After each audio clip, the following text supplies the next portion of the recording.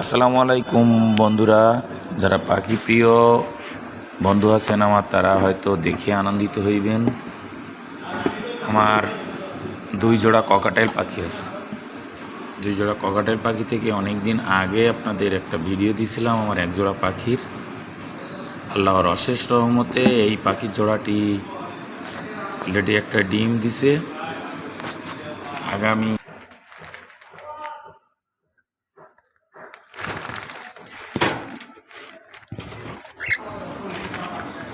যাতে সুস্থ সুন্দরভাবে পাখিগুলো আমার এই ডিম বাচ্চা করতে পারে,